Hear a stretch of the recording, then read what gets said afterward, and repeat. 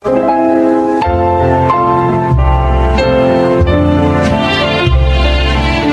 araw po mga giliw naming tagapakinig. Sa araw na ito, isa na namang natatanging kasaysayan ang inyong maririnig na kapupulutan ng aral sa buhay. At ito ay ilalahad ni Wilma. Maagang namatay si Daddy at mula noon, hindi na nag-asawa pa si Mommy. Kaya lumaki akong walang kapatid at lubos ang pagmamahal ko kay Mommy. Ganon din siya sa akin. Lahat ay ginawa niya. Maabot ko lang ang aking pangarap. At yun ay ang maging ganap na doktora. Pakinggan po ninyo ang aking paglalakad. Mang Lando, good morning po. Ay, good morning din. Good morning din po, Doktora. Magandang umaga po, Doktora Wilma. Ay, Arjo, i-check ko lang ang tatay mo, ha? Opo, sige po. Kumusta po ang pakiramdam nyo sa buong nagdaang araw, Mang Lando? Ay, maayos naman, Doktora. Okay, ang puso po. Ay, maayos din naman, Doktora. Hindi na tulad nung bago niyo operahan ang puso ko. Normal din po yung blood pressure nyo. Kaya, pwede ko na kayong i-discharge ngayon. Oo. Bakit ho parang hindi kayo masaya? Masaya po kami ni Itay, Doktora Wilma. Namang problema lang po dahil hanggang ngayon, malaki pang kulang namin sa pambayad sa ospital at maging sa inyo po. Wala na kayong aalalahanin doon. Dahil ang foundation na sponsor nyo, ang kausap na ng ospital. Oho. Oo, sila na yung magbabayad dito. Ako naman, binigyan ko kayo ng 50% discount. Kaya na-cover na rin yun ng inyong sponsor. Ganun po ba? Salamat po, Doktora. Iniligtas niyo na ang buhay ko. Pati sa bayad sa inyo tinulungan niyo pa rin kami. Ang Panginoong Diyos po ang tunay na nagligtas sa inyong buhay, Mang Lando. Po. Naging kasangkapan lang po ako. Dahil siya po ang tunay na may-ari ng ating buhay. Kaya sa kanya po tayo dapat magpasalamat. Maraming salamat pa rin, Doktora. Oo nga. Napakabuti nyo. Hindi po namin ito makakalimutan.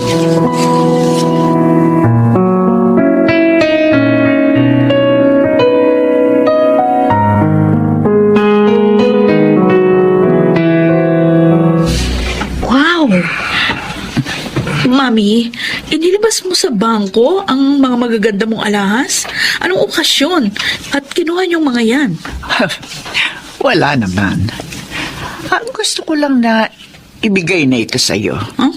O para ikaw na ang personal na mag-ingat. Bakit? Bakit ako, Mami? Para namang ipinamamana niyo na sa akin ang mga yan eh. Di ba mahal na mahal yung mga yan? Sabi niyo pa nga, iiwan niyo lang sa akin yan kapag kayo'y wala na. Mas mahal kita kaysa sa mga ito, anak. Oh, Kaya naisip ko, ibigay na sa iyo mga ito habang buhay pa ako. Para makita ko ang mga ngiti sa iyong labi habang tinatanggap ang mga ito. oo, Mami. Sobra naman akong na-touch. Maraming salamat po. Pangako, iingatan ko ang mga ito dahil alaala niyo ito sa akin.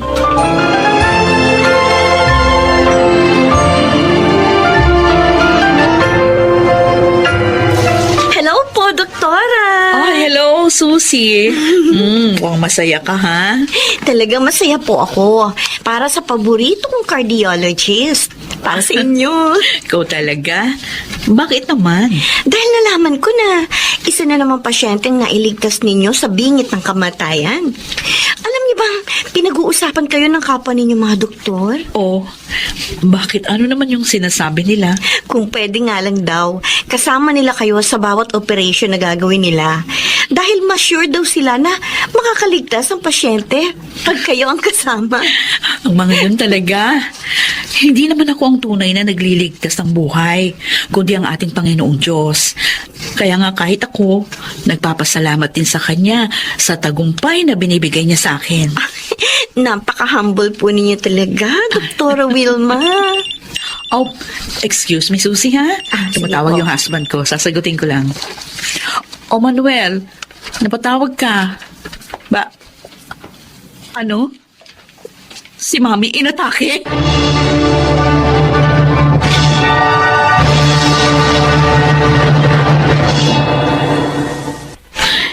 Wilma, narito na kami. Manuel, ano ba nangyari? Hindi naman natin pinagtatrabaho si Mami dahil nga sa sakit niya sa puso. Oo, totoo yun. At hindi rin naman siya na-stress sa dalawang anak natin. Pero habang masaya kami nagkikwentuhan, bigla na lang, hindi siya makahinga at nawalan siya ng malay. Okay, sige. Ako nang titingin sa kanya. Susie, iayos mo na ang lahat. Dali. Opo, doktora. Relax lang po kayo. Oh, I'm relaxed. Ganito lang ako dahil mami ko ang aking pasyente. Oh, sige na, tayo na. Mahalaga ang oras.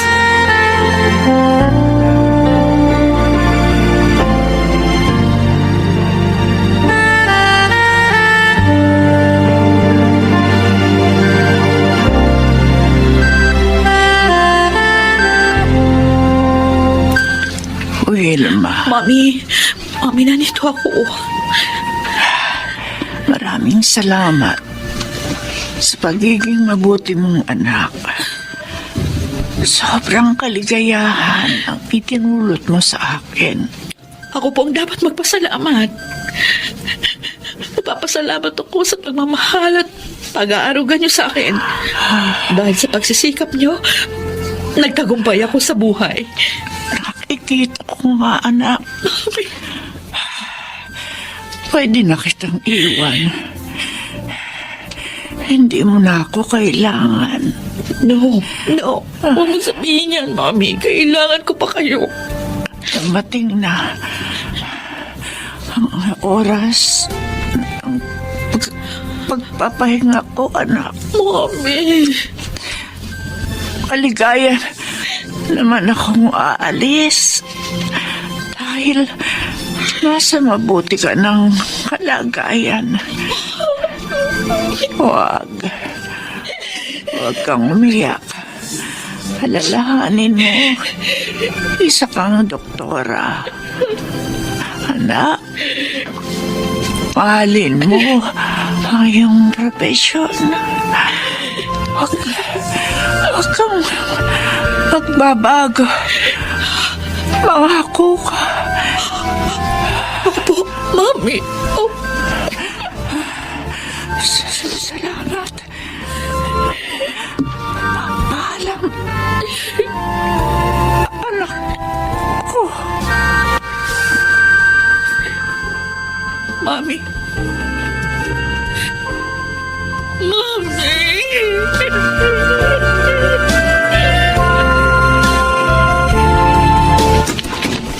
Hello po, Oh. Sir Manuel.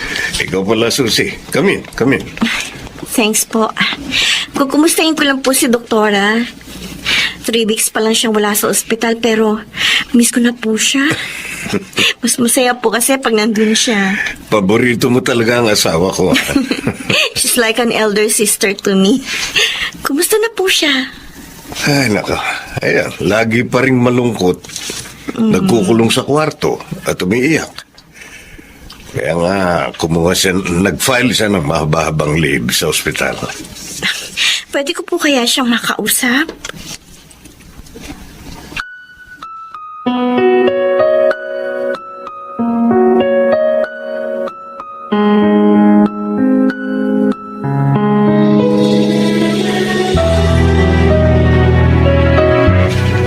May bisita ka. Manuel, di ba sabi ko ayokong tumanggap ng bisita? Kaya nga nag-leave ako sa trabaho ko sa ospital. Gusto ko magluksa. Gusto ka makausap ni Susie, kahit sandali lang daw. Oo nga po, Doktora Vilma. Sana huwag kang magalit. Susie, Miss ko na kayo, Doktora eh.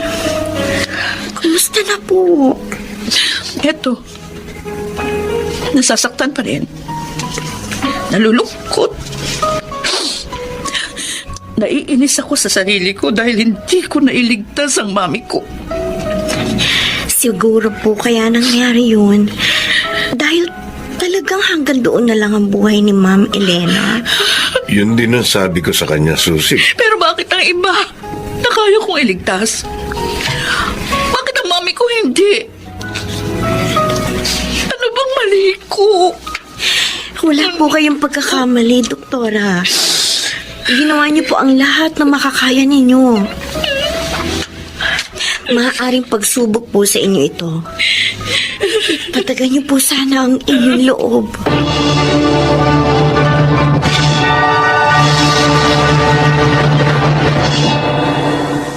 Masarap itong dala kong ulam, di po ba, Itay? Oo nga, Jonah.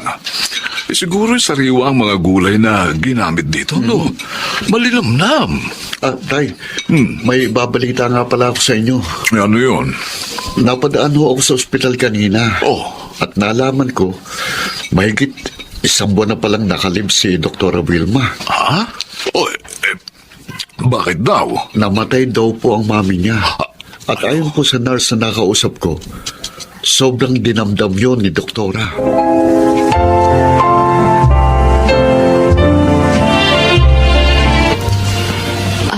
Mang Lando, Doktora. kayo palang bisita ko.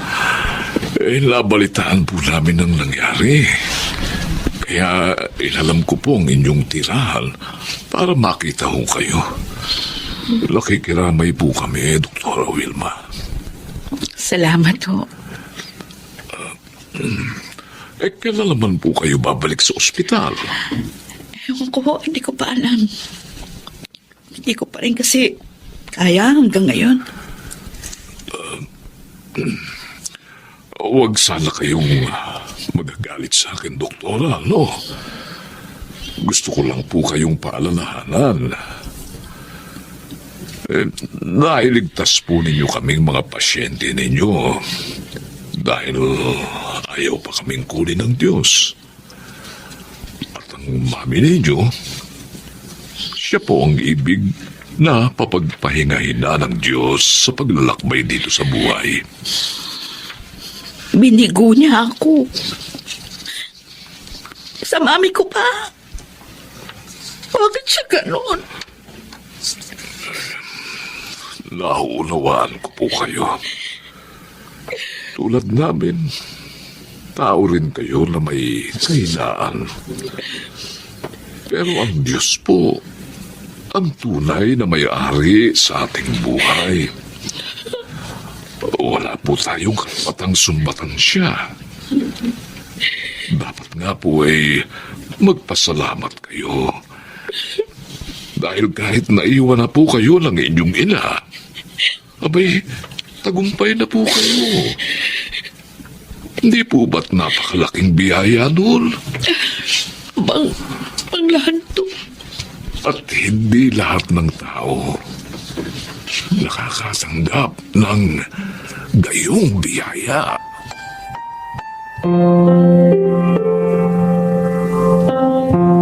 Diyos ko.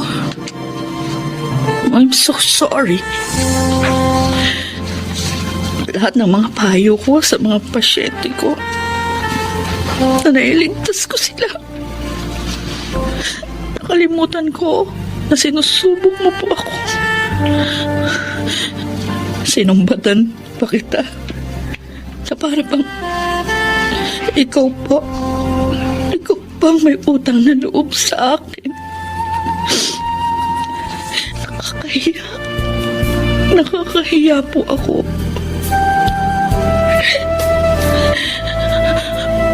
Patawarin mo po ako, Diyos ko. Pangako po, hindi na mauulit yun. Hahanapin ko na ng matatag ang buhay.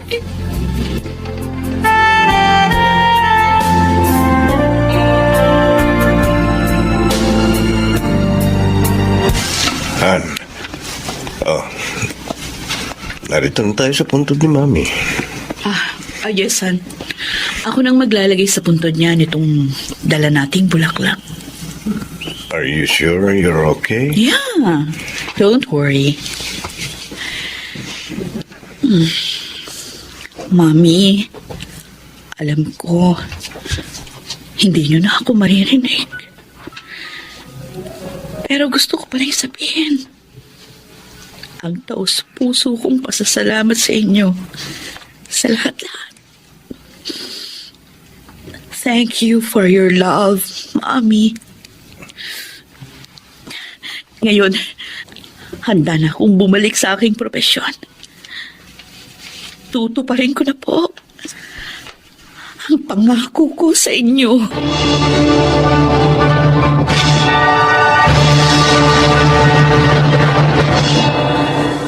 Naging magaan ang aking kalooban matapos yun. Ngayon ay tanggap ko ng kahit ano pang propesyon ng tao. Gaano pa siya kagaling, hindi niya dapat questionin ang Diyos sa pagsubok na kanyang binibigay dahil siya ang tunay na nakakaalam ng makakabuti. Ako si Wilma, isang cardiologist, at ito ang aking buhay. Lahat ng tao ay may kahinaan na maaari namang mapagtagumpayan sa pamamagitan ng poong may kapal. Mga nagsikanap, Lionel Benjamin, Susan Robles, June Martin Ligaspi, Chiquit del Carmen Amor at Rosana Villegas sa papel na Wilma. Naglapat ng angkop na tunog Jerry Mutia sa musika ni Buboy Salonga. Supervisyong teknikal Eric Lucero at Bong Muyar. Creative Consultant Phil Cruz. Production Assistant Anching Cruz. Ito'y mula sa panulat ni Telma Corporal Alcantara. Sa direksyon Salvador M. Royales. Ito ang aking buhay.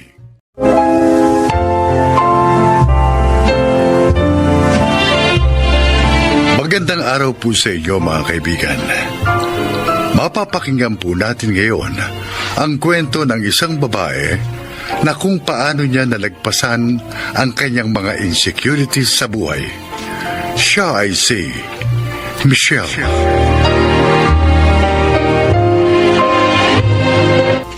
Bata pa lang, magana na talaga akong kumain. Kaya naman, nang nagdalaga na ako, tumaba na ako ng tumaba. At kung dati marami ang nakukyutan sa akin dahil malusog daw ako, nang dalagitan na ako, marami nang tumatawag sa akin na balyena at tabachoy. Sa una akala ko simpleng biro lang, pero hindi ko alam na nakakaapekto na pala ito sa aking self-esteem.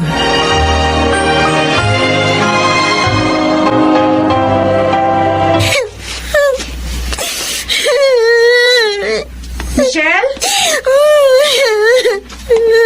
Oh!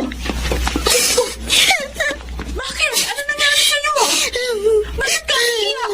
Naku, pawis ka. Ano bang nangyari sa'yong bata ka?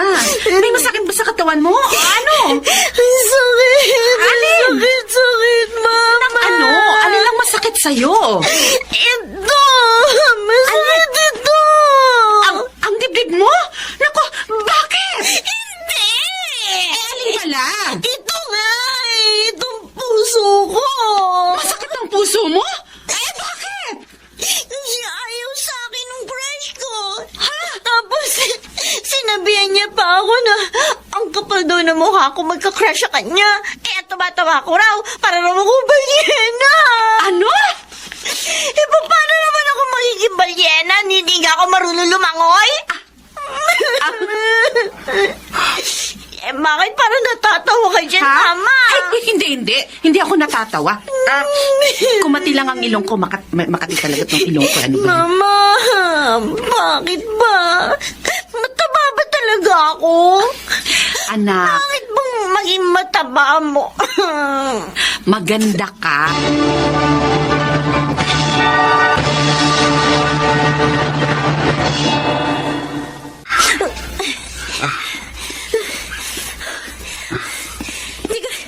Teka, kuya, sandali. Aray ko, sandali. Pakiramdam ko, mamamatay na ako. Hindi ako makahinga eh. Nakakaisang ikot pa lang tayo rito sa oval. Teka lang, sandali naman. Magpahinga muna tuhod ko eh. Tapos parang nauubos ng hangin sa baga ko. Sige. Mag-walking tayo. Walking na lang. Tapos maya-maya, kapag medyo nakapagpahinga ka na, tatakbo na ulit tayo. Ha? Kung alam ko lang na ganito kahirap magpapayat. Kung alam ko lang talaga. Ulitin ko, Michelle. Hindi na susukat ang halaga ng tao sa kanyang katawan o itsura. Pero, kaya ka magpapapayat kasi mabilis kapitan ng iba't ibang sakit ang mga overweight. Ha? Magbabawas ka na ng timbang kasi gusto nating maging... Healthy. Yun. Gusto natin maging healthy. Okay, o tara. Okay. Mag-walking muna tayo tapos after 10 minutes, tatakbo ulit tayo, ha? Game? Game!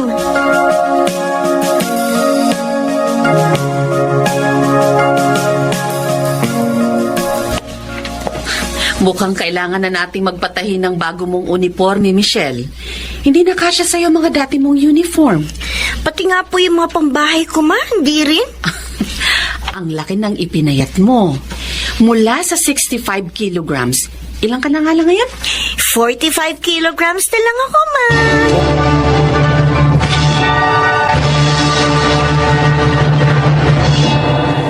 Michelle, anak, punong-puno na ang divider natin ng mga trophy mo. Magpapahinga na muna ako sa pagsali sa mga pageant pa. Magfo-focus ako ngayon sa pag-aaral. Kasi 1 taon na lang gagraduate na ako sa college. Hindi maaaring magpabayaan ko yung pag-aaral ko. Tama yan. Gusto ko maging isang nutritionist. Gusto kong turuan ng mga tao tungkol sa tamang pag-aalaga ng kanilang katawan. Kung saan ka masaya, anak, susuportahan kita.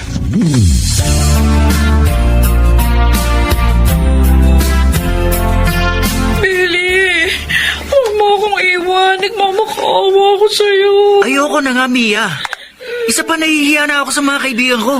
Pati ako binubuli nila. Bakit? Paano rin ba ako nagkagusto sa kagaya mo? Ang taba-taba. Para ka ng drum kalaki. Drum? Oo! Para akong drum? Oo nga! Yung ayaw mo, hindi tangke. Para kang tangke. Grabe ka naman! Oo! Paano mo nasisig mo nang sabihin sa akin ito? Bakit? Nasasaktan ka?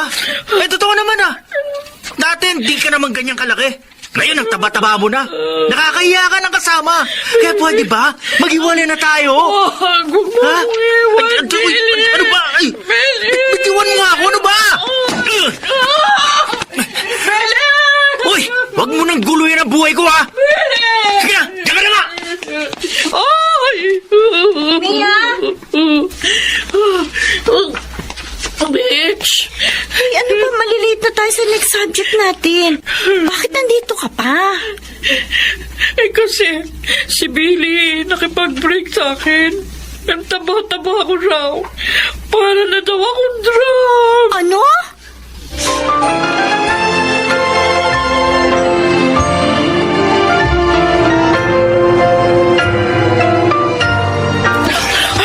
Bitch! Tama na muna. Pagod na ako. O, sige. Okay, magpahinga muna tayo. O ano, chinek mo ba yung timbang mo? Ay, oo nga pala. Alam mo ba? 60 kilograms na lang ako. 5 kilo agad ang nabawas sa'yo? Oo. 1 month after mo akong kausapin at i-motivate na magbawas ng timbang, na-inspire ako sa kwento mo. Mitch, salamat to. Dahil sa'yo, unti-unting bumabalik yung self-confidence ko. Alam mo ba dati, kapag naalala ko yung time na binubuli rin ako, ay iyak ako. Parang bumabalik yung trauma na naranasan ko. Pero ngayon, na may nababahagi na ako ng kwento kong yon at kung paano ko na-overcome ang mga insecurities ko, napagtanto kong kailangan ko palang dumaan sa ganon kasakit na karanasan. Kasi gagamitin yun ng Diyos para makatulong ako sa ibang tao. Tama ka, correct. Kaya nga ako kahit na hirap mag-diet, kahit na minsan, gustong gusto ko lang kumain ng sweets, ay talagang pinipigilan ko yung sarili ko. Kasi naman, ang sarap-sarap kumain. Oo nga, no?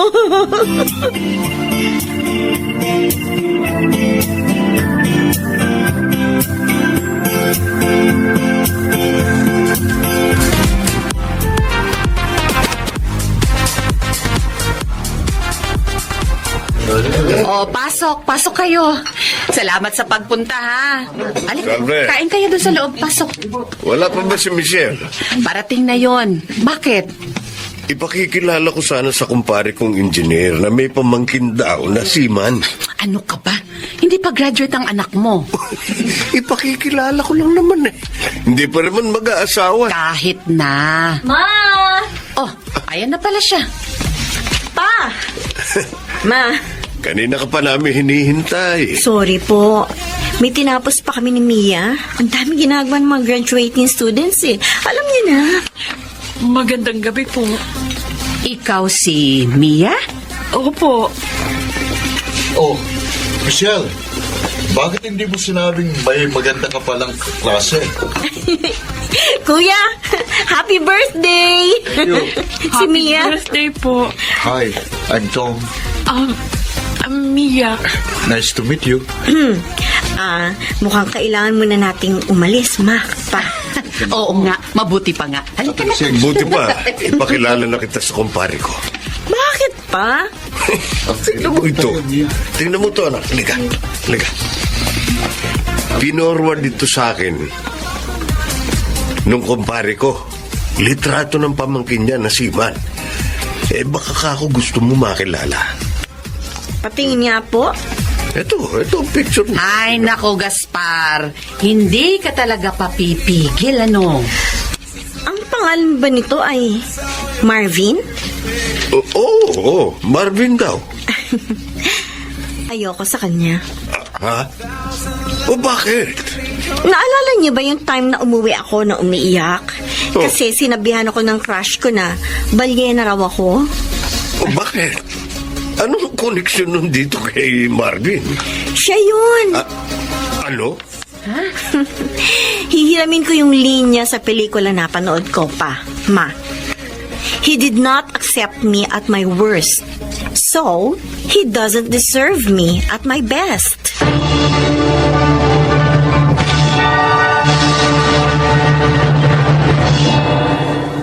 Nang natutunan ko ang value ko as a person at nang malaman kong ang katawan natin ay dapat inaalagaan, hindi para ma-appreciate tayo ng ibang tao, kung hindi para maging healthy tayo at malayo sa mga karamdaman, mas naging confident ako.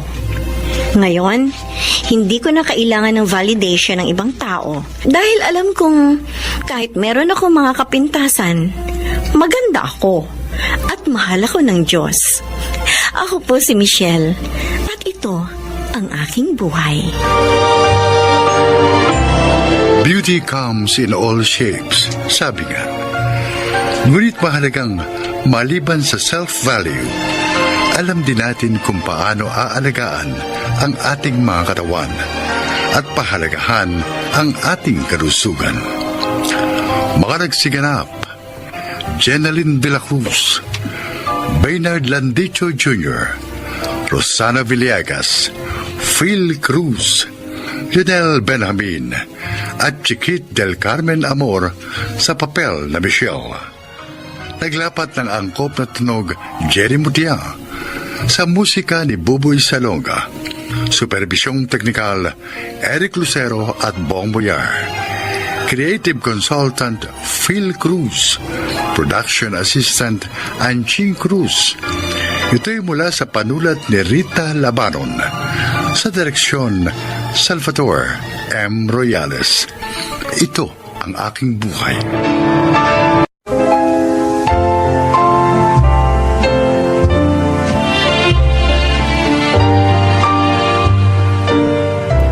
Mga kaibigan, sa araw na ito ay isa na namang nilalang ang magbabahagi sa atin ng kanyang kasaysayan sa layuning kapupulutan ng aral sa buhay. Siya po ay si Kevin.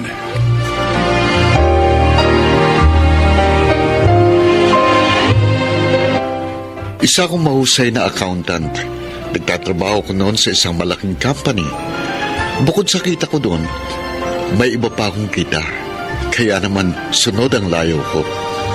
Pakinggan po ninyo ang aking kasaysayan.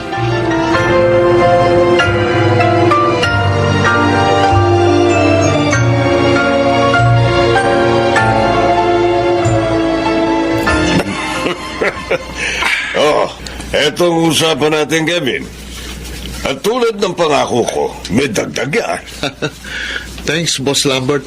Iba talaga kayo. Marunong tumupad sa pangako. Dahil hindi ka lang magaling na accountant. Masunurin pa. Kaya naman, dapat kang bigyan ng premyo. Ay, dito ka na mag-dinner, ha? Pagkatapos natin kumain, tuloy natin ang inuman. Anak, tinanghali ka na lang gising. Oh, hindi ka na naman makakapasok sa office niyo niyan. Walang problema doon, ay. Si Boss Lambert naman ang kainuman ko kagabi. Kaya walang problema. Pero mag-half day ako. Sayang din ang sweldo ko eh. Sana naman, anak. Bawas-bawasan mo ng paglalasing mo. Abay, hindi maganda sa kalusugan ng tao ang labis na alak. Nay, kaya ko sarili ko. Siya nga ho pala. Mamaya, gagabihin uli ako ha. Oh, bakit na naman? Dadaan ho ako sa pinagagawa kong magiging bahay namin ni Grace.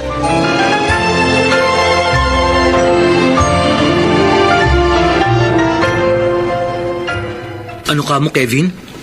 May ipapakilala sa'yo si Boss Lambert? Oo, Ramil. Magpapadoktor din ang financial records niya. Kaya, may dagdag income na naman ako. Pupuntahan ko siya mamaya eh.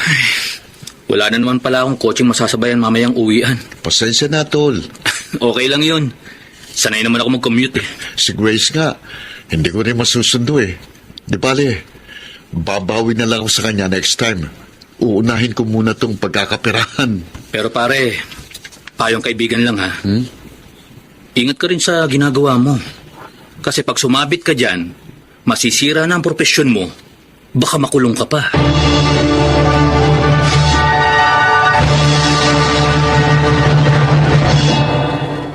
Masyado yatang malaking ibinigay niyo sa akin, Ma'am Violeta. Ganon talaga ako, Kevin. Basta gusto ko yung trabaho ng tao. Salamat po, Ma'am Violeta. Oh, pwede pa. Stop calling me Ma'am Violeta. Violi na lang.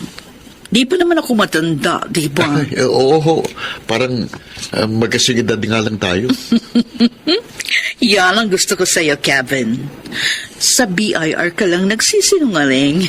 Pero sa akin, hindi. At dahil dyan, meron pa akong isang premyo sa'yo. Really, Violi? But, let's drink first. Bago yun.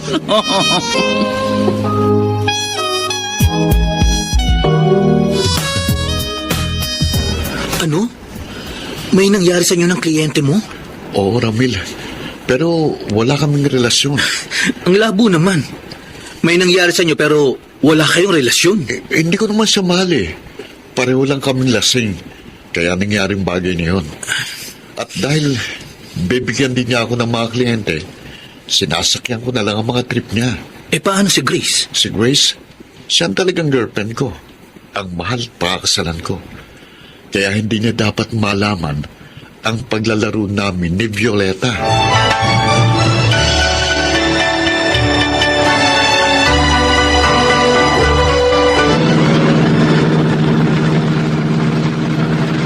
Wow! Ang sarap mag-drive ng walang traffic. Lalo na't ganito kagandang kotseng gamit ko. Eddie, sa'yo na ito. Ha? Talaga, Violi? Yes, so sabi. Basta ba, lagi mo akong ito-drive. Sure, anytime. Gusto mo, dalasan pa natin eh. Oh, Kevin, ipreno mo! Mababangga tayo!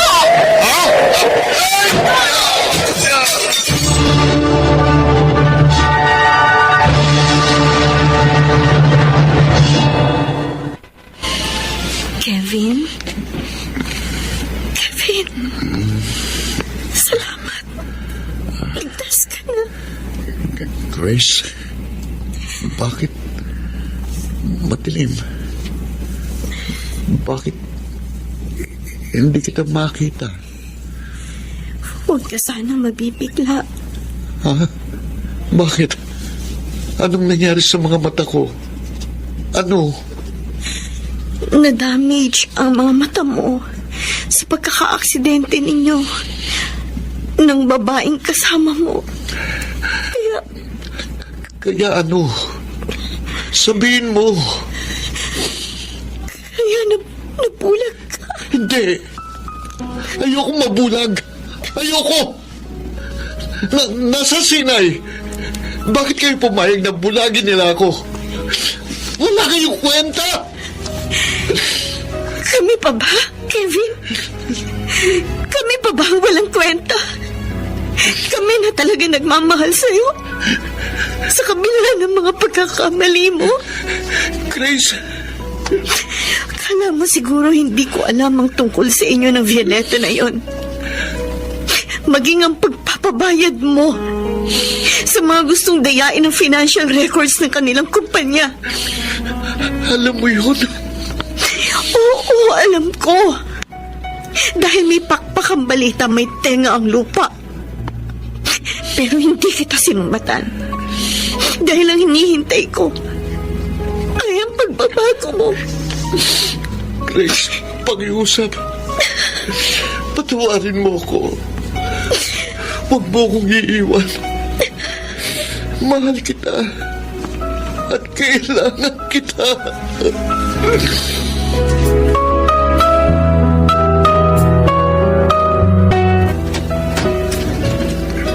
Magandang araw po, Nanay Mirna. Oh, Grace, ikaw pala. Halika, tuloy ka. Salamat po. Maupo ka, oh. Salamat po, Nanay Mirna. Oh, ano? Kumusta lakad mo? May maganda po akong balita. Huh? Nakahanap na po kami ng Cornea na pwede kay Kevin. Ibig bang sabihin? Makakakita na uli si Kevin ko? Opo, Nanay Mirna. Salamat, Diyos ko.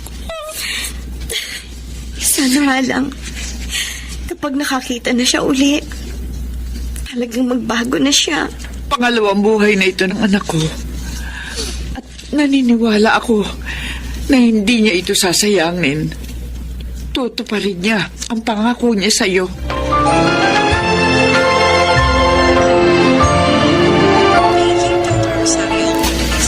Kumusta ka na, Kevin? Ito, nabubuhay pa rin sa dilim. Pare, pansamantala lang naman daw yan. Kapag may nakita ng kornea na pwede sa'yo, makakakita ka uli. Kahit na, ang hirap pa rin.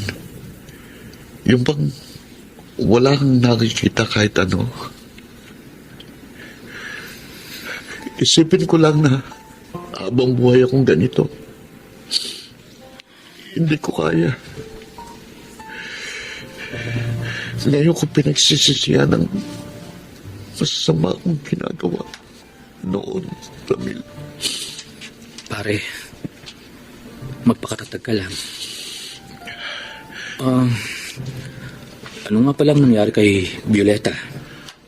Sabi ni Boss Lambert, nung dumalaw siya, nakalabas na raw ng hospital si Pioli. Hindi ka man lang dinalaw dito? Oo, pero mabuti na rin yun.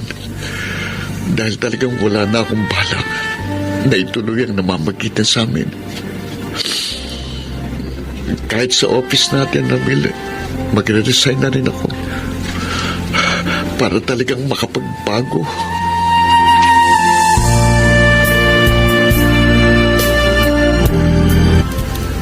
Gayon, Kevin, dahan-dahan mong imulat ang iyong mga mata.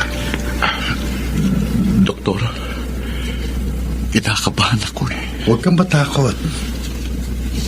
Dahan-dahan lang. Dahan-dahan. Doktor, Oh, anong masasabi mo? Nakakakita na uli ako, Dok. Salamat sa inyo. Totoo, anak. Opo, Inay. Salamat po, Diyos ko. Grace, Inay, salamat sa inyong pagtitiyaga. At salamat sa pagpapatawad mo sa akin, Grace. Umaasa ako, Kevin. Tutuparin mo ang pangako mo. Oo, Grace. Hindi ko nasasayangin ang buhay at mga matang ibinigay ng Diyos sa akin.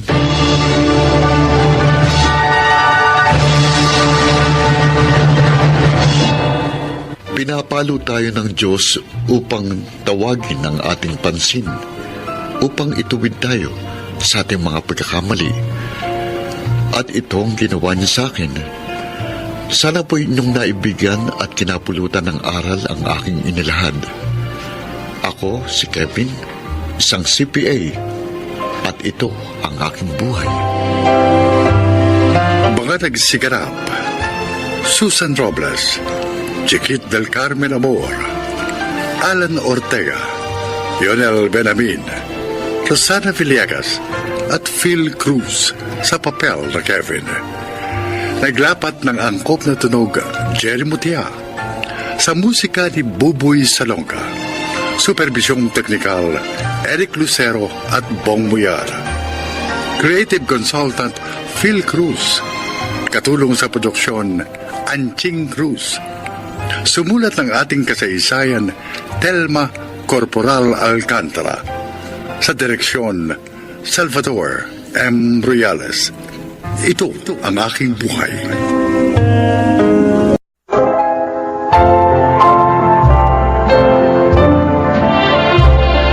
Mga kaibigan, maririnig ninyo ang kasaysayan ng isang dalagang muntik nang mawala ng pag-asa.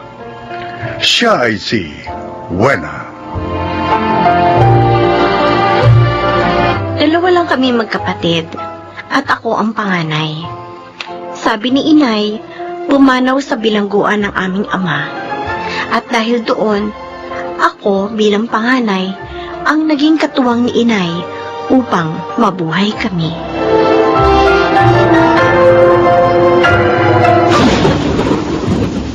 Naku, nakakainis naman oh! Kailan nakapagluto na ako ng mga kakaning ititinda? At saka naman umulan ng malakas. Paano ko pa ngayon ito may lalako? Huwag kang malungkot, anak. Baka naman tumila rin agad ang ulan. Sana nga po, Nay. Kasi pag nagkataong maghapong ulan, malulugi po tayo.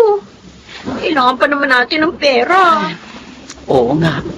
Dahil may babayaran sa school ng kapatid mo. Sana talaga tumila na ang ulan na ito. Hindi bali matagalan ako sa pagluloko. Huwag lang tayong malugi.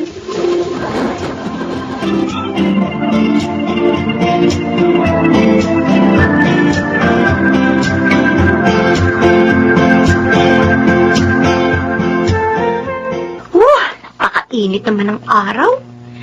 Kahapon umulan ng umagang-umaga. Ngayon naman, napakainit ng araw. Pag ganito naman ang panahon, sobrang nakakapagod ang maglako. Sana may bumili pa nito mga tinda ko. Para naman makabawi ako sa lugi kahapon. Ate! Bili na kayo ng suman, mga kuya! Puto, kutsinta, at biko! Bili na po kayo! Wala! Ay, Saan ka muna sandali? ay, Mang Nestor, kayo pala!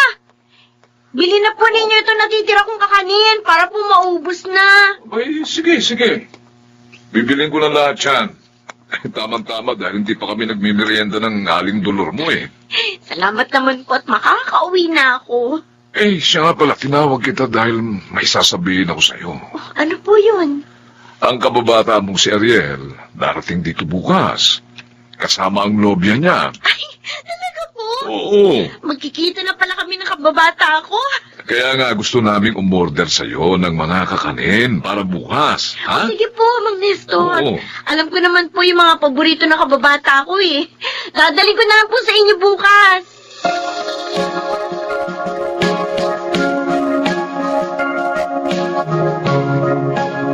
Wena, kumusta ka na? Ito, ganito pa rin. Nagtitinda pa rin ng kakanin. Tagal nating hindi nagkita. Oo nga. Sinuwerte ka na kasi sa trabaho mo sa Maynila. Iba talaga, no? Kapag nakatapos ng pag-aaral. Saswertehin ka rin. Huwag ka mawalan ng pag-asa. Ay, eto nga pala yung mga kakanina. Pinaluto ng tatay at nanay Ay, mo. salamat. Ako, tiyak, marami kong makakain ito. Miss ko mga luto mong kakanin eh. Ay, siya nga pala itong girlfriend ko. Si Shane. Shane, ang kababata kong si Wena. Hi, kumusta, Shane? Nung dumating kami dito, okay na sana eh. Pero ngayon hindi na. Oh, Shane, Ha? huwag mo naman biruin ng ganyan na kababata ko.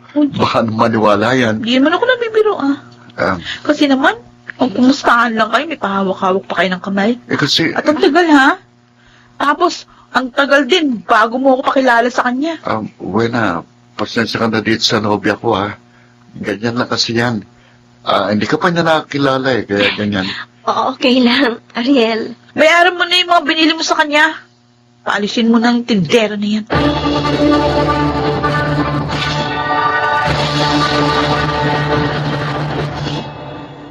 Yung pala ang nangyari kaya malungkot ka. Silosa pala ang nobya ng kababata mo. Eh kasi naman na eh. Binigyan niya ng masamang kahulugan yung closeness namin ni Ariel. Tapos, tinignan pa niya ako mula ulo hanggang paa. Para po ba sinasabing, mahirap lang ako? May mga tao talagang ganun.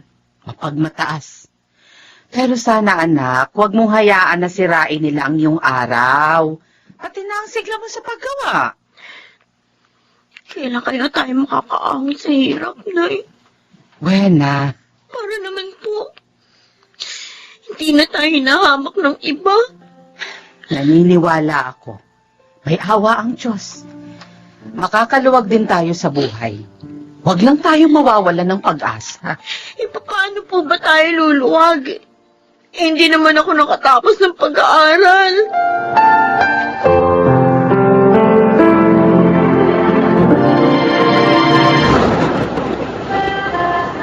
Mabuti naman, Wena. At nakita kita dito sa lugar na madalas nating puntahan nung araw. Dito pa rin naman ako nagpupunta. Pag gusto kong ma-relax. Pag gusto kong kalimutan yung mga pangarap ko. Hindi natupad. Dahil sa kahirapan namin. Huwag ka nang umiyak. Patutupad mo rin ang mga pangarap mo. Tulad ng nangyari sa akin. Ay, oo nga pala, gusto kong humingi ng paumanhin. Sa kagaspang ginawa ni Shane. Iyang-iya ako sa'yo. Sorry talaga. Wow! Ay. Ang sweet naman! Ang hilang nobya mo. Shane, Sabi ko na nga ba eh. May kakatagpuin ka dito sa tabing dagat eh. At ito palang babaeng itong katagpo mo. Shane, huwag kang mag-iskandalo. Nagkakamali ka sa iniisip mo. Ayaw mo ba tayo umamin? Eh, huli ko na nga kayo. Magkatabi pa kayo, ha? Ito, pinapahita ko ng luha ka dito. Shane! Shane, hindi mo siya dapat sinampal. Nakakayang ginawa mo. Hindi nang sampal gagawin ko. Pag hindi ka niya nilayuan, kakalbuhin ko siya. Alika na nga. Uwi na tayo. Alika. Alika.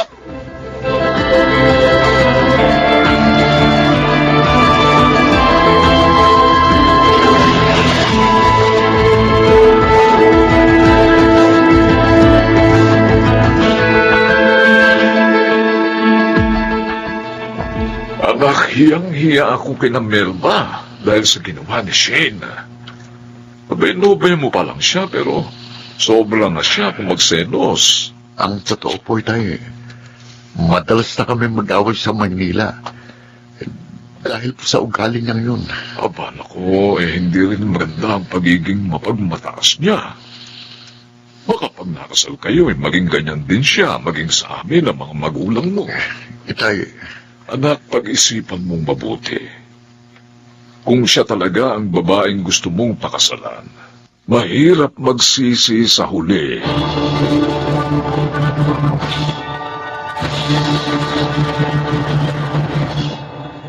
Napakasaya ko at nakita ko kayo, Melba. Ngayon, matutupad ko na ang pangako ko kay Mario. Anong pangako yun, Pablo? Bago siya namatay, nag-iwan siya sa akin ang malaking halaga. Ipon niya yun sa mga livelihood project na ginawa namin sa loob. Ano? Nangako ako sa kanya na ibibigay ko sa iyo yun sakaling pumanaw siya. Pero hindi tayo nagkita. Dahil nakalaya na ako pagkamatay ni Mario. At natagalan bago ka nakadalaw muli sa bilangguan. Oo, dahil nagkasakit ng mga anak ko. Humingi ako ng tulong sa mga kamag-anak namin dito para maiuwi ko sila dito. Nang mabawasan na ang gastos namin sa pag-upa. Ang ibig kong sabihin, may perang iniwan ng asawa ko para sa amin. Oo. Hindi niya kayo nakalimutan. Talagang nagbago siya ng mabilanggo. Diyos ko. Ginamit namin ng asawa ko ang perang yun sa negosyo. At sa awa ng Diyos, umunlad yun. Kaya pala, mayaman ka na. Melba, ibibigay ko sa iyo ngayon. Hindi lamang ang halagang iniwan ni Mario, kundi maging ang kinita ng kanyang pera.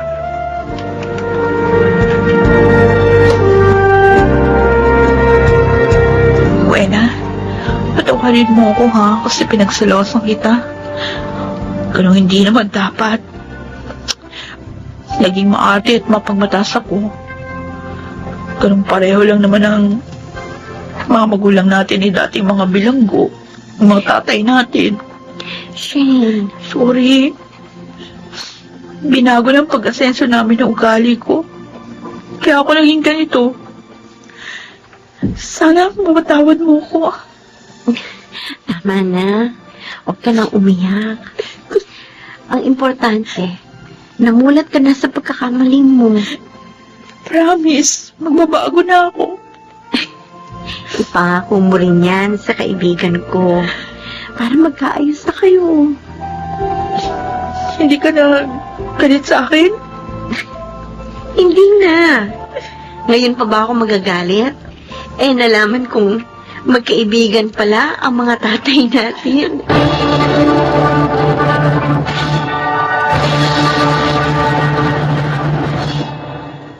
Nagkaayos din sina Shane at Ariel. At kami naman ni Shane, best of friends na ngayon. Totoo nga palang habang may buhay ang tao, ay hindi dapat mawala ng pag-asa.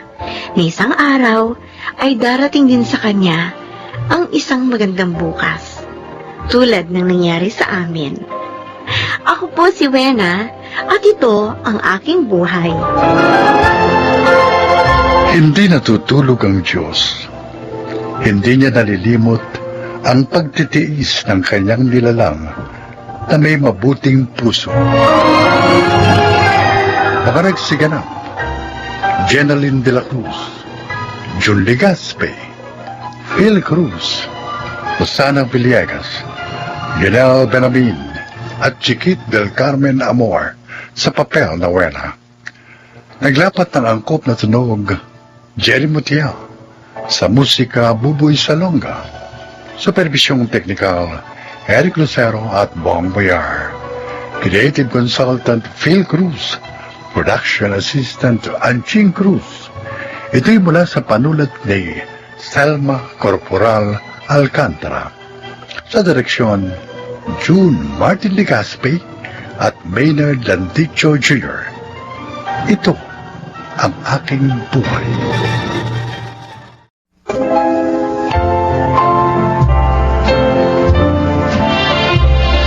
Mga kaibigan, sa araw na ito, inyong maririnig ang kwento ng isang estudyante na hindi sumuko sa buhay sa pag-abot ng kanyang mga pangarap para sa mga taong pinag-aalayan niya ng kanyang mga pagsisikap. Siya ay si Joel. Nasa isang sulok lang ng avenida ang pinapasukan kong public college, kaya halos sa lugar din yon umiikot ang aking buhay. At dahil huling taon ko na noon sa kursong marketing, Mas kailangan kong kumayod para may pantustos ako sa pinaghahandaan kong pagtatapos sa kolehiyo. Biko, Tol! Uy! Ikaw pala, Joel. Ano, Tom? Kumusta ka na? Nakakita ka na ba ng diskarte? Wala pa nga kaya nga hinanap kita rito sa mall. Pagpapapasok sana akong lagarista sa sinehan ng tatay mo. Ha? Di ba minsan nabanggit mong kailangan ng tatay mo ng isang kasamang lagarista? Utol, mahirap maging lagarista.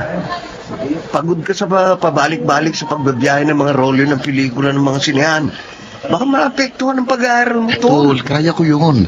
Sige na naman ipakiusap mo ako sa tatay mo. Kung mapilit ka, di sige. Mamaya, pagkatapos ng duty ko, Ano? sasamahan kita kay Itay. Talaga? Kasi niya ang pinapasokan niya sa may kanto ng Avenida. Tol, thank you. Thank you. Maasahan talaga kita.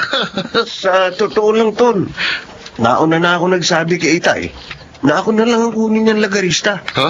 Ayaw nga niya Dahil baka makasira raw sa pag-aaral ko. Pero hindi na rin niya ako pinigil na mag-apply akong janitor dito sa mall. Naiingit nga ako sa iyo, Tol Kasi may tatay ka pang nag-aalala para sa kapakanan mo. Ako, kami ni Jana. Hindi na rin maipaliwanag ni Lola kung nasaan ang mga magulang namin. Basta isang araw, hindi na raw nagsiuwi.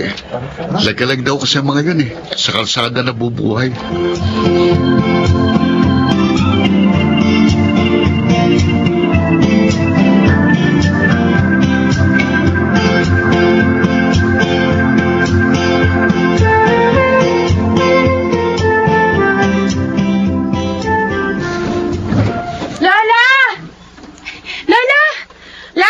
Tingnan niyo po kung ano itong mga dala ko. Oh, tingnan niyo.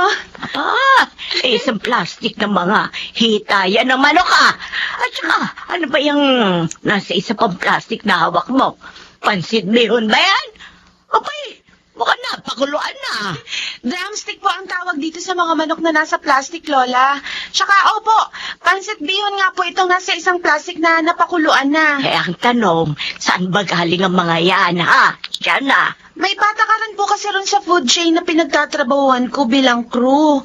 Kapag nalaglag na po sa flooring yung pagkain, kahit naka-plastic pa, ipinatatapon na po sa basurahan. Gaya po nitong mga drumstick na naka-plastic naman nang malaglag mula sa kinilalagyang cart. Ito naman pong pansit bihon, sumobra po ang oras sa pagkakaluto. Kaya ipinatatapon na rin talaga. Pinatatapon na pala Bakit dinala mo pa pauwi? Bawal po talaga yung ginawa ko, pero nanghihinayang po ako sa mga pagkain dahil hindi naman narumihan Kaya nakiusap po ako sa supervisor ko na iuuwi ko na lang para po may pagkain tayo. Buti na lang naunawaan po niya ako. Pero hindi na raw po yung pwede sa susunod dahil bawal nga talaga. Ay, nako. Sa katulad nating mahirap lamang, meron pa bang bawal-bawal? Ang mabuti pa, akin ang lahat yung mga pagkain na yan at nang mailuto na. Ipiprito ko yung mga manok at yung bihon. Titimplahan ko ng masarap na sabaw.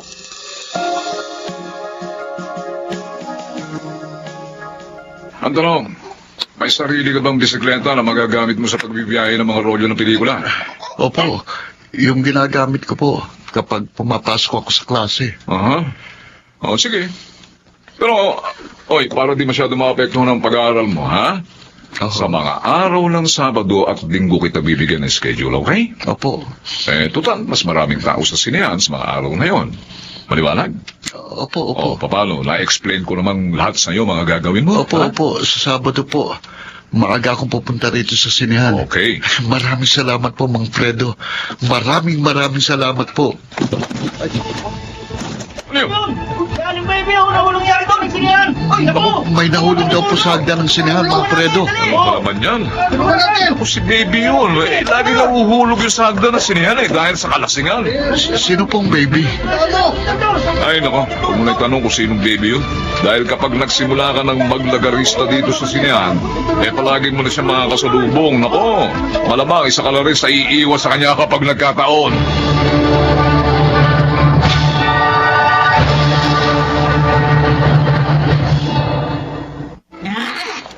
Bullshit yung mga tao sa sinihan. Walang kwenta. Oo. Alain mo, nakita nila ako nahulog sa hagdan. Wala man lang isang tumulong. Pero, uy, Pinata, Oo. salamat dito sa Band-Aid na nilagay mo sa sugat ko sa noo. Okay ka. Approve ka sa akin. Dapat po ata, Aling Baby. Kapag nakainom kayo, pumirmi na lang kayo sa bahay nyo para makaiwas din po kayo sa disgrasya. Ano ka ba?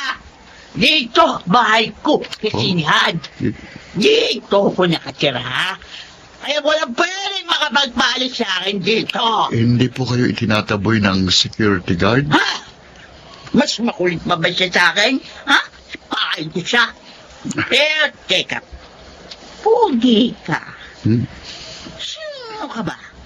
Anong ginagawa mo dito sa sinihan? Ako po yung bagong lagaristang kinuha ni Mang Fredo. Ha? Fredo? Mhm. Manhid na lagaristang byudo na kahit na anong pa-charming ang gawin ko. Di ako ba napansin? Walang pakiramdam?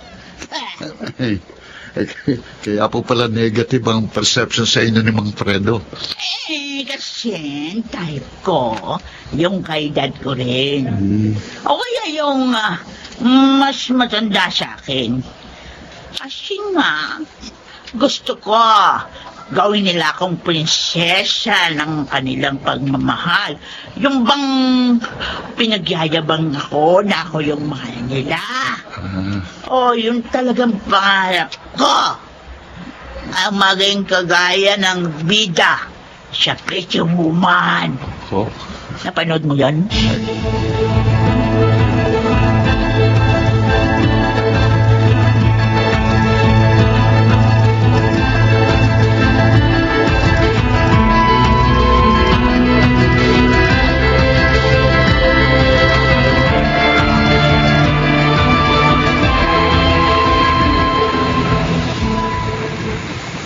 Lola, nakikita niyo po yung siniyang yon? Doon po nagtatrabaho si Kuya Joel bilang lagarista. Ay, doon ba? Opo. Kalaki pala ng sinehan na to. Siguro, ang sarap manood ng mga pelikula ni Fernando po. Ay, paborito ko nga kasi si FPJ ako. Speaking of FPJ, Lola, ayun oh, tingnan nyo. Ang gaganda ng mga pelikula ni FPJ na ginuguhit ng mama sa malaking canvas, oh. Ang galing niya, no? Ay, oo nga. Kanina pa ako naaaliw sa pagtingin-tingin sa malalaking billboard ng mga pelikula. Ang gagaling ng mga gumuguhit. Talagang mga dalubhasa sila sa ganyan sining. Oo nga po. Ay, may nag-text. Teka lang po. Lola, si Kuya po. Puntahan daw po natin siya sa presintong malapit sa sinyang pinapasukan niya. Ay, pero bakit daw? Bakit daw nasa presinto ang kuya mo?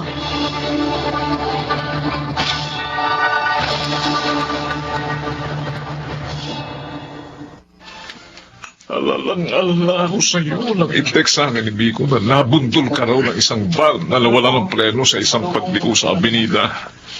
Buti na nga lang, Paul. Yung bisikleta mo lang ang nagkasira-sira. Oo, nakatalong kasi kagad ako mula sa bisikleta. Ayun. Nang bakit akong sa direksyon ko patumbok ang van. Mahalaga, gas-gas lang yung makailabot mo. Oo. Napalitan pa ng bago yung bisikleta mo. Buti naman, mabait din naman yung may-ari ng van na nakadisgrasya sa'yo. Hindi tinakasan ng pananagutan niya. Ang good news pa ron, Tol. Tuloy pa rin ang paglalagari mo sa mga sinihan ng mga role ng pelikula. Oy, kayong dalawa ha? Dahil kayo ay mga graduating student, ha? Mag-iingat kayo. Tay, Kasabihang malapit daw sa disgrasya, mga malapit nang magtapos sa kolehiyo. naniniwala kayo ron, Tay? O bakit? Masama ba maniwala? Aba, mahalaga sa akin makatapos kayo ng maluwalhati sa mga kurso ninyo. Ang gusto ko, pareho ko kayong makita ng aakyat sa entablado. Dahil ang tagumpay nyo, tagumpay ko rin.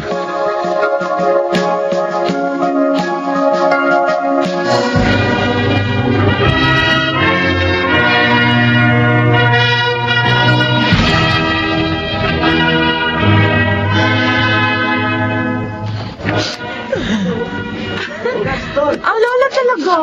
Ang saya-saya ng paligid, oh, tapos ikaw pa na yung iyak. Ay, naku, Apo. Sige kayo, baka malampasan niyo ang pag-akyat ni Kuya sa stage. Malapit ko siyang tawagin, oh. Ay, hindi ko mapigilan ang pag-iyak sa sobrang tuwa. Bakit ba? Ano ba yan? Ituloy ako, nakakawa na sa inyo, eh. Ayun, naiiyak na rin ako. Alam mo, Apo, isa ito sa magiging pinakamaligayang araw sa buhay ko. Dahil pagkaraan naman nito, ang pagtatapos mo rin sa kolehiyo. Siguro nga, kapag pareho na kayo nakita ng kuya mo na nasa maayos ng katayuan, pwede na akong mamatay. Lola talaga. Masyado na kayo nag-iisip sa mangyayari after 50 years pa. Matagal pa po tayong magkakasama-sama ni na kuya, okay? Kasi nga po, kayo naman ang aalagaan namin. Kung paano niyo rin kami inalagaan mula nung maliliit pa kami. Lola, Opo. mahal na mahal po namin kayo. Lagi niyo pong tatandaan yan.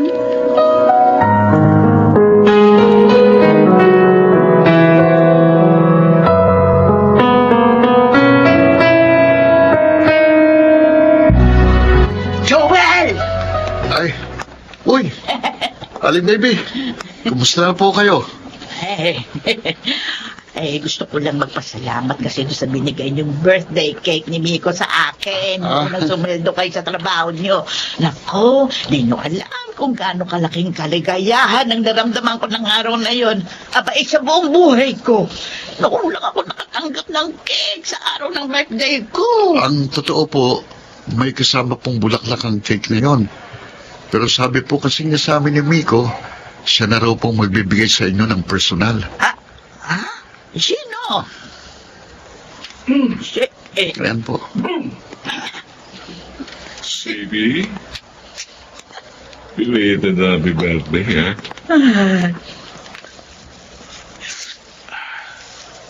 Habol pa ba mga bulaklak na ito?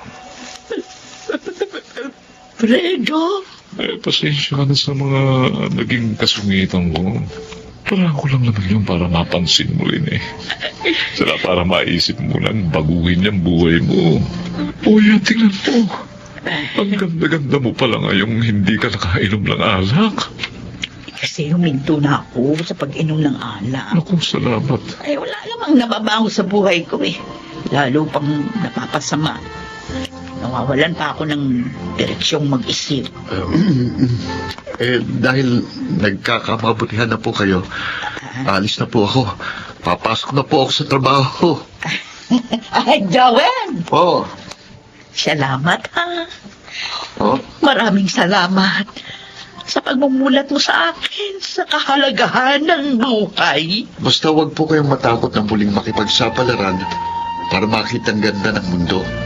Hindi po kayo nag-iisa. Marami po kaming nagmamahal sa inyo. Oh. Di po ba, Mang Fredo? Oo naman. O, paano? Kanina pa talaga tayong gustong iwan ni Joel para magkasanginilan tayo eh. Sasabihin ko na bang mahal kita? Baby? Ang bilis naman. Siyempre. Siyempre, gusto ko munang mag-umpisa tayo bilang magkaibigan.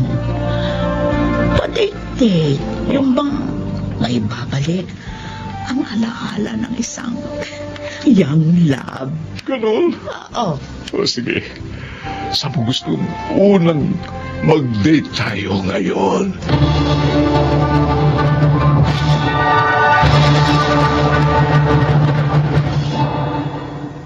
Ilang mahabang taon na rin mula nang makatapos ako sa kolehiyo hanggang sa nagkaroon ng matatag na trabaho sa isang marketing department ng isang kilalang supermarket. At Pinupuno pa rin ng galak ang puso ko kapag nagagawi ako sa Avenida. Ang lugar na naging kanlungan ng aking mga pangarap. Ang lugar kung saan nakilala ko mga taong nagtugtong sa aking mga pangarap. Napapangiti pa rin ako kapag naaalala kong isang dating mahirap pero masayang buhay ng isang lagarista. 10 ng mga lumang pelikulang mahuhusay na iginuguhit sa malalaking canvas sa bawat panulukan ng lugar. Ako po si Joel at ito ang aking buhay. May katapusan ang mga lungkot ng buhay. Kailangan lang nating umangkop sa lahat ng hamon. Huwag sumuko, harapin ang mga pagsubok. Mga nagsiganaw, Junel Benamin, June Legaspi, Jenaline de la Cruz, Chiquit del Carmen Amor, Rosana Villegas, at Phil Cruz sa papel na Joel. Naglapat ang angkop na tunog, Jeno Putia. Sa musika, Buboy Salonga. Supervisyong teknikal, Eric Lucero at Bong Mayar. Creative Consultant, Phil Cruz. Production Assistant, Anching Cruz. Ito'y mula sa panulat ni Sel Barlam. Sa direksyon, June Martin Legaspi at Maynard Landicho Jr. Ito ang aking buhay.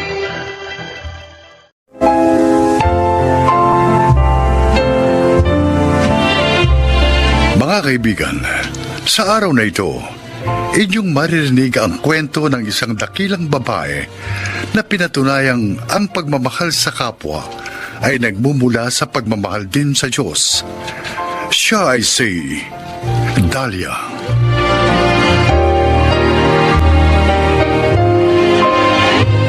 Si Victor ang una kong pag-ibig. Sa mga unang taon na aming pagsasama, nabiyayaan kami ng isang anak na lalaki, si Albert. Pero hindi sapat ang pagkakaroon namin ng anak upang maging seryoso siya sa aming pagsasama na noon ay walang basbastang kasal. Na mag-uwi siya ng babae sa kanyang bahay at doon na rin pinatira. Yun ang ginawa kong ultimatum upang humiwalay na sa kanya. Ilang taon na lumipas at nakilala ko si Jaime sa isang pagtitipon sa simbahan. Isang mabait at maalalahaning doktor. At nang lumaon, nagkaibigan kami ni Jaime at nagpakasal.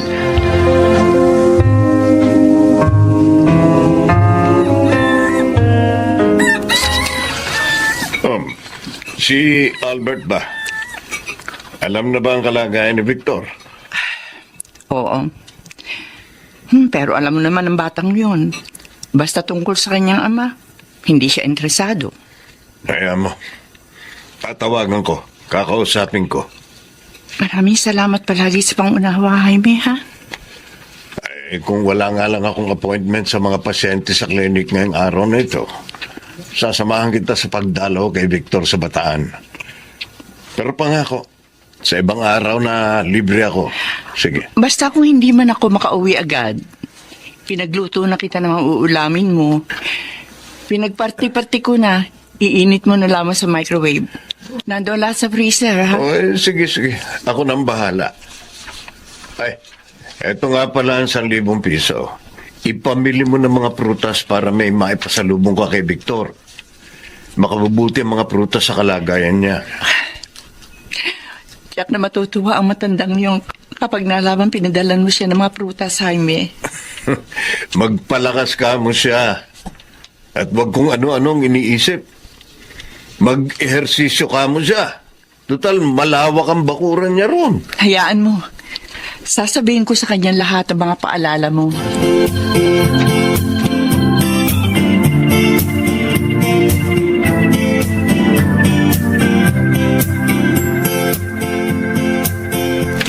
Albert, nag-text daw sa'yo si Nanay Dahlia.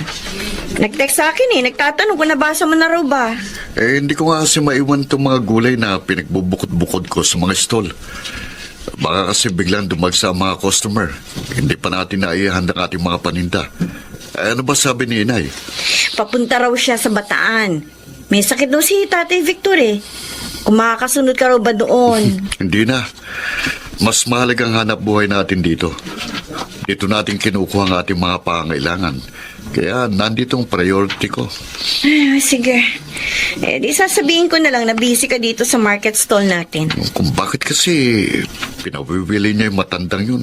Na tuwing magkakasakit, siyang nag-aasikaso.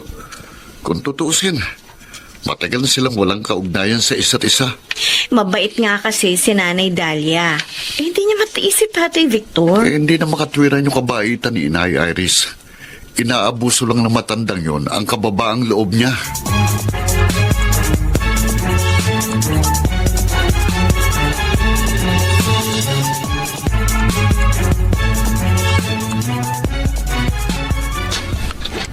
Oh, isang subo na lang ito, Victor. Sige na, ubusin mo na.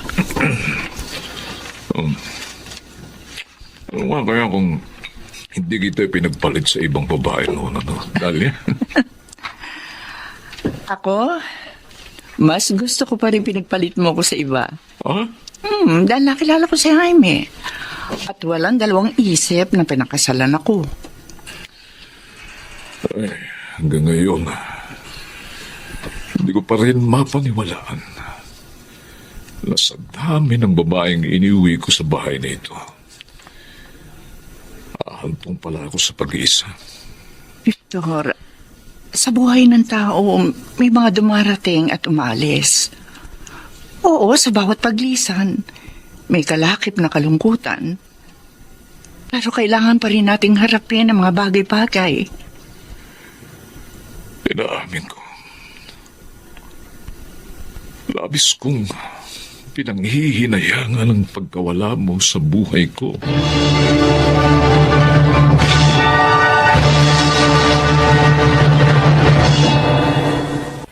Mama! Pakihatid po lang sa bayan! Kumare! Ay, oy! Oy, ano? Pauwi ka na ba sa Maynila? Oo, Mare. Salamat nga pala sa pagbalita mo sa akin sa text sa kondisyon ng kumparing Victor mo, ha? Kahit papaano, naririyang ka at nakakabalita ako sa iyo. Naku, eh sino pa ba naman ang magtutulungan kundi tayo? Huwag kang mag-alala. Lagi ko namang nakikita yung mga kilos niya doon sa loob ng kanyang bahay. Malalaki kasi yung mga bintana. Eh, kitang-kita ko mula sa bintana namin. Oo, pero sana lang inumin niya yung mga gamot at vitamins na iniwan ko sa kanya. Kailangan nga kasi yun ng katawan niya. Pinagluto ko na rin ng pagkain.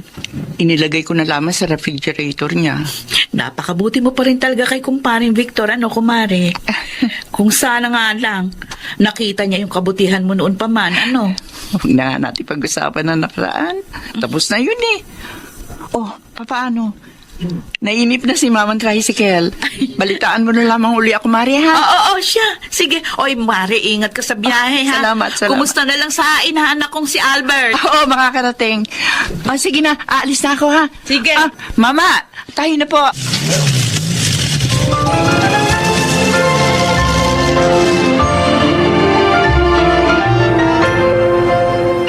Ayoko nang tumuntong sa malaking bahay na yun. Naroon lamang mapapait na alaala ng aking kabataan. Nauunawaan ko naman kung saan nagmumula ang pinaguhugutan mo, Albert. Nakatatak sa bahay na yon ang kanyang kalupitan sa akin. Kay Inay. Uuwing lasing dahil talunan sa sabong. Lahat ng makita ay babalibag, tatadyakan. Kung ilang tadyak na sa mukhang inabot ko sa kanya, hindi ko na matandaan. Kapag nakikita kong sinasakal niya nung sinay dahil sa walang pakundangan niyang galit, gustong kumawala ng puot ko. Pero wala akong magawa ng mga panahon yun. Sabi ni Inay, mas payat na raw si Tatay Victor ngayon kaysa noong huli niyang dalaw. Palibhasa nga masamang damo kaya matagal mamatay. Ang nakakainis lang, bakit kailangan pa naming madamay ni Inay sa mga dinaranas niya ngayon? Hindi pa pwedeng basta na lang siya mamatay at maglaho sa mundo.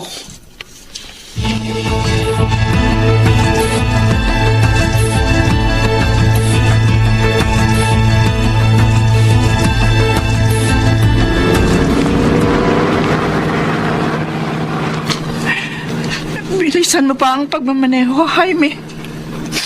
Baka hindi na natin abutin ng buhay si Victor. Eto nga't ang bilis na ng takbo natin. Kailangan din natin mag-ingat dahil baka tayo naman ang madisgrasya. Ang sabi sa text si Kumaring Doris, nakita raw niya na sumuko ng dugo sa may bintang na si Victor. Pagkatapos noon, bumagsak na raw sa loob ng bahay. Kaya hindi niya na alam ang sumunod na nangyari. Huwag ka mag-alala. May dala akong first aid kit. Kung ano man malalapatan din natin siya ng lunas pagdating doon. Pero paano kung udat na natin siyang patay? Paano? Pwede ba? Huwag ko ano-ano ang iniisip mo. Natataranta na nga ako sa pagmamaneho.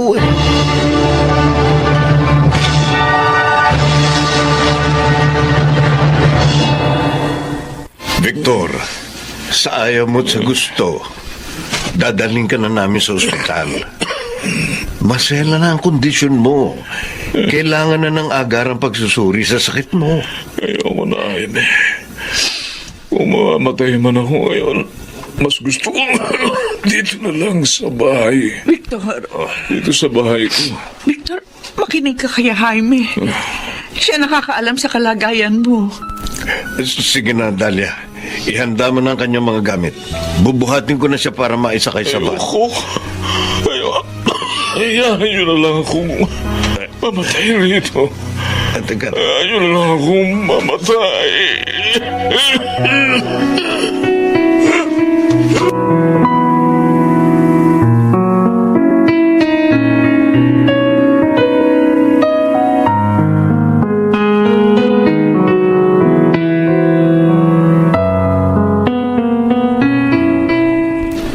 Albert, nagkamalay na si Tatay Victor. Sige na, lapitan mo na siya.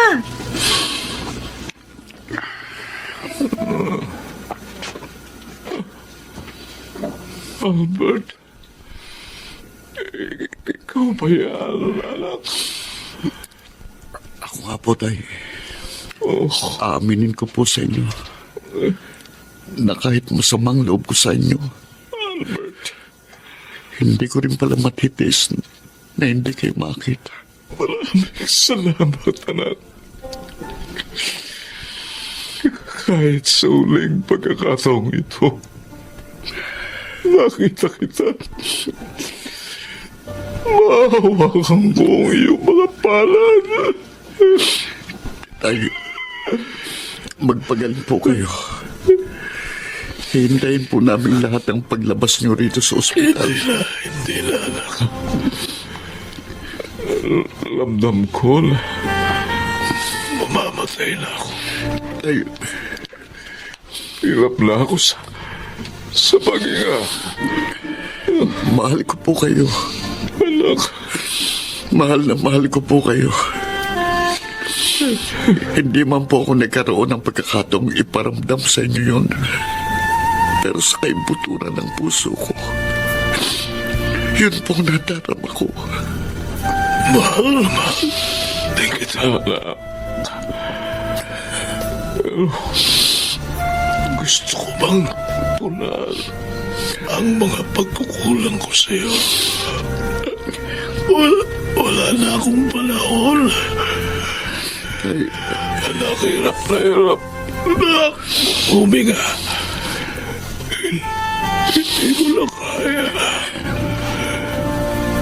Hindi ko na. Tay, Tay, magsalita pa kayo. Itay, Itay.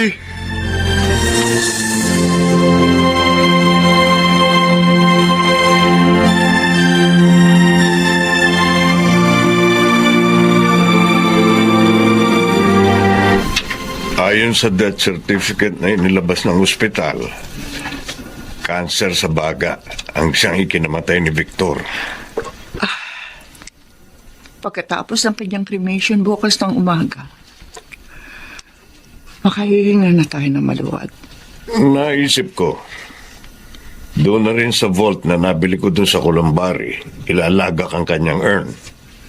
Mainam na ron para nasa maayos ang lagay.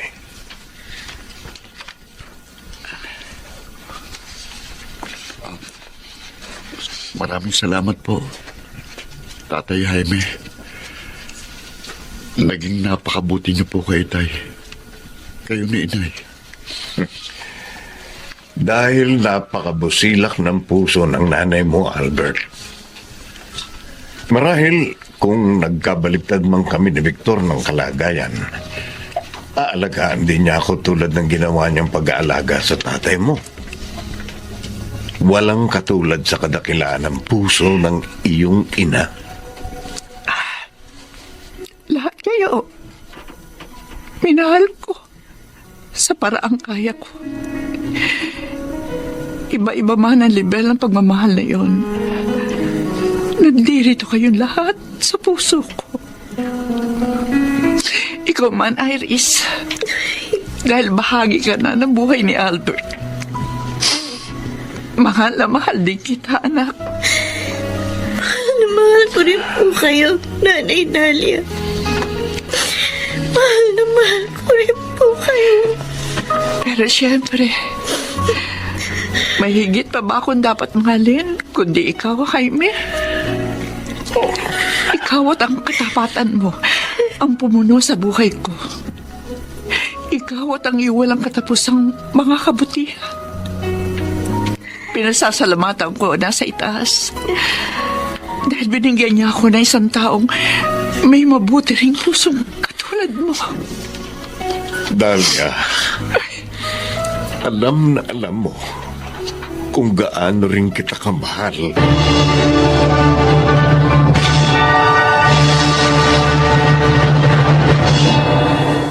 Pagkaraan naming mailagay sa maayos sa mga abo ni Victor, nagsimula na rin kaming bumalik sa normal naming mga buhay.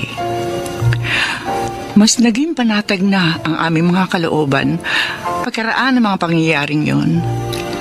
Dahil alam naming nasa payapa na rin siyang kalagayan sa piling ng nasa itaas. At sa mga naganap at magaganap pa sa aming mga buhay. Wala pa rin mababago sa tunay at kababaan loob na ipagkakaloob namin kanino man. Ako po si Dalia. At ito ang aking buhay. Lubos na mahalaga ang kabutihan. Ginagawa tayong karapat-dapat ng banal na salitang ito at pinagpapala ang ating mga buhay mula sa ating mga isipan hanggang sa ating mga puso. Makanagsiganap, Chiquit del Carmen Amor, Rosana Villegas, Lionel Benamin, June Martin Legaspi, at Susan Robles sa papel na Dalia. Naglapat ng angkop na tunog Jerry Mutia sa musika ni Buboy Salonga. Supervisyong teknikal Eric Lucero at Bong Muyar. Creative Consultant Phil Cruz. Production Assistant Anching Cruz. Ito'y mula sa panulat ni Sel Barlam. Sa direksyon Salvador M. Royanes. Ito ang aking buhay.